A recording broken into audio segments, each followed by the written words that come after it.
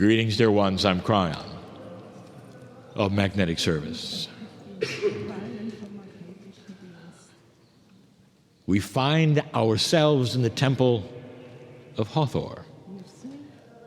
Dear ones, I'm asking my partner to go slow. There is great mysticism here. There are messages here beyond what the Egyptians know is here. Dear ones, I wish to reveal some esoterics, things that are not necessarily believed by those who teach here. So there would be great controversy. I ask permission of the ancestors and the ancients for this information yet again. We started giving this to you in the temple of Isis, and now we will reveal the rest of the story. Literally written on the walls here are the stories that you should know, depicting things that even the Egyptians are not aware of. Dear ones, this culture is special because it started with knowledge of light. Only a few cultures begin with the truth, and this has been one of them. Right from the beginning, they speak of the God of the heavens, the ascension process, the meaning of light temples, and they are preoccupied with the stars and the afterlife. Most cultures do not get there, and this one started there. There have been some others as well. It's almost as though they had teachers when they arrived, and they did. Dear ones, I want to take you somewhere. I want to take you into history, the history of this planet esoterically. We teach, since Kryon got here, that the creation story, the Adam and Eve story, is the story of being seeded from the stars. And the ones who were responsible were the ones from the constellation of the Seven Sisters. And this is where the sacredness of the seven came from all over the planet. We teach that you have the female energy, the compassion of the mother. In our first channeling in this land, we told you we would reveal these things.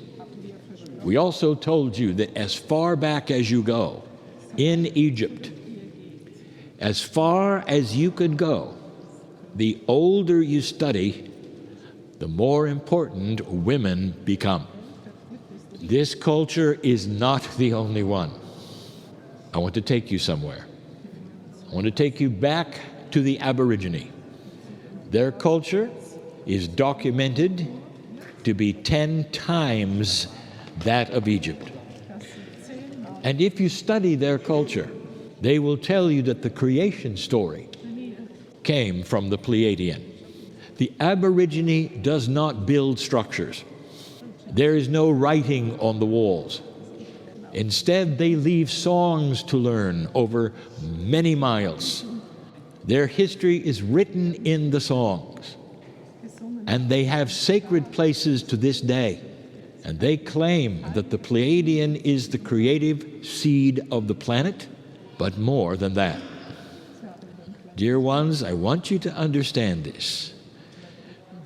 If you go to the Aborigine sacred places today, they are all run by women. There's more. There are places you cannot go that is around their sacred rock. And if you ask them why, they will tell you it's because the ones whose names cannot be pronounced still live there. And when you ask them, how is this possible? They tell you it is because they are interdimensional.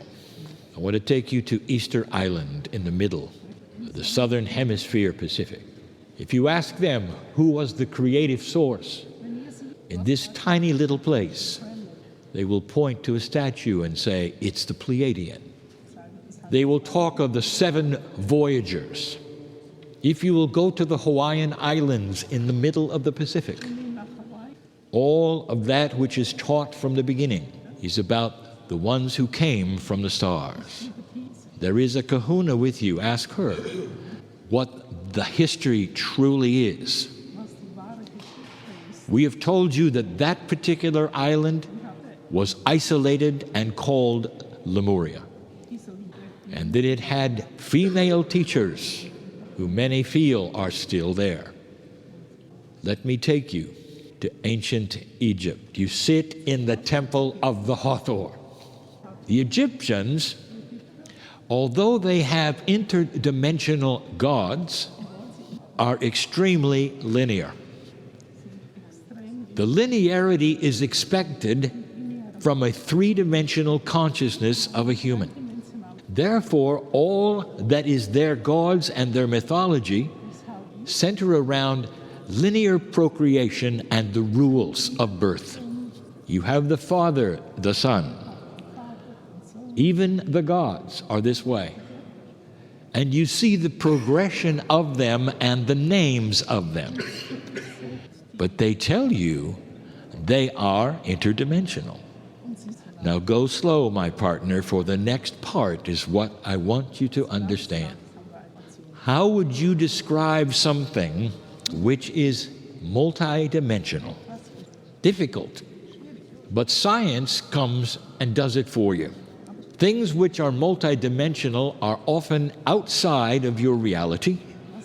They are in a circle of time that can go both ways. There is no time in a multidimensional space area. And the Egyptians, they have admitted that the gods are interdimensional, multidimensional, and yet they haven't put it together. There are indigenous in North and South America who also believe in the Pleiadian. They also talk many times about shape-shifting, where one soul or body or God can move into another. And in that way, the culture remains consistent in the teaching. In Tibet, it's similar. One soul would be reincarnate and continue the teaching as the Lama. It is a system in 3 dimensions that allows for a multi-dimensional space. Dear ones, here is what I want to tell you. There is more than one Hawthor. There are the Hawthors. They are close cousins, if you wish to say it, to the Pleiadians. What is it that the cultures have in common that claim this seed from the stars? They are all women. The teaching are women. They must be. They are the sacred cow, you might say. They represent the Milky Way. Do you find it interesting that the goddess of love and compassion and the Milky Way would somehow relate to the current precession of the equinoxes?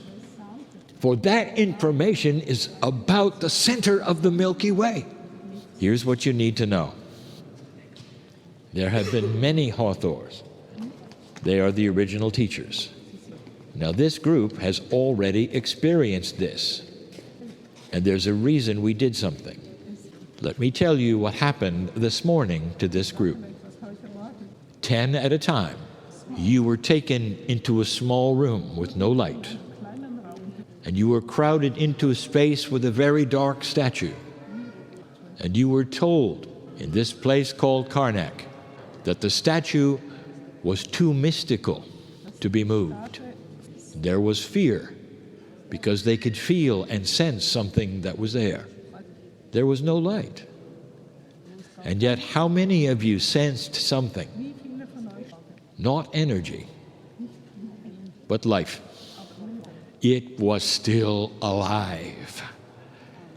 The mysticism of everything we talk about is the fact that the Hawthors are still here. They are the original teachers.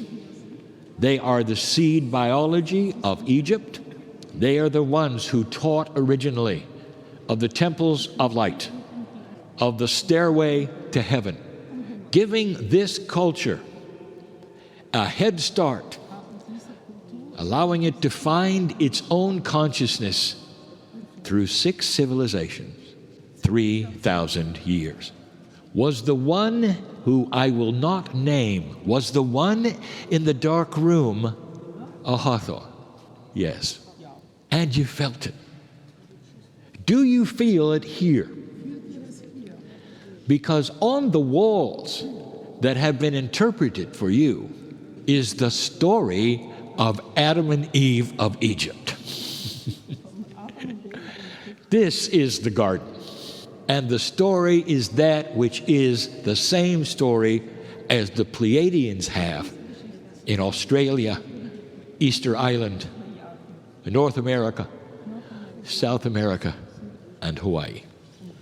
All women, all teachers about the beauty of God, about the wonder of heaven, about duality, the start of the duality of humanity. More than one Hathor, because they keep inhabiting other names of other gods who are women teachers. And you got to experience one this morning. So let's name it. Not the name you were given, the one whose name really cannot be pronounced. They're still here. And those who study the hidden mysticism of Egypt have felt it from the beginning. That's the story I wanted to tell to you today. And so in closing, I will again say, I want you to understand, may you always drink from the Nile. That is the mother. That is the life as it goes right through the heart of this great land. And so it is.